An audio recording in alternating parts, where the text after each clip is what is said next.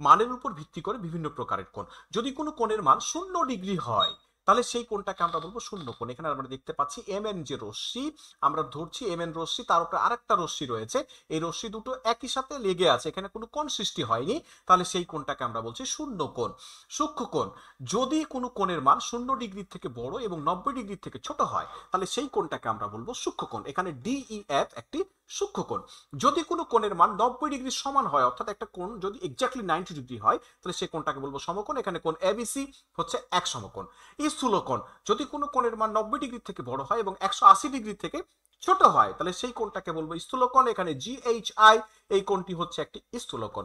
সরল কোণ, যদি কোনো কোণের মান 180 ডিগ্রি হয়, অর্থাৎ এখানে আমরা দুটো রশ্মি দেখতে পাচ্ছি, এই যে এটি একটি রশ্মি এবং এদিকে এটি একটি রশ্মি, প্রান্তবিন্দু একসাথে একটি সরল রেখা তৈরি করেছে, তাহলে এই যে এখানে যে কোণটা তৈরি হয়েছে এই কোণটা হচ্ছে এখানে এক সমকোণ, এখানে এক সমকোণ, দুই সমকোণ, অর্থাৎ 180 ডিগ্রি একটি সরল রেখার উপরে, তাহলে এই কোণটাকে বলবো এক সরল কোণ বা 180 ডিগ্রি। প্রবৃদ্ধ কোণ, যদি কোনো কোণের মান 180 ডিগ্রি থেকে বড় হয় এবং 360 ডিগ্রি থেকে ছোট হয় সেটাকে আমরা বলবো প্রবৃদ্ধ কোণ। এই যে এখানে এই যে বিপরীত দিকে এই যে কোণটা তৈরি হয়েছে এখানে, এই কোণটাকে আমরা বলছি প্রবৃদ্ধ কোণ। এইটুকু কিন্তু না, এইটুকু সূক্ষ্ম কোণ। এর বিপরীতে যে কোণটুকু রয়েছে 180 ডিগ্রি থেকে বেশি সেটাকে আমরা বলবো প্রবৃদ্ধ কোণ।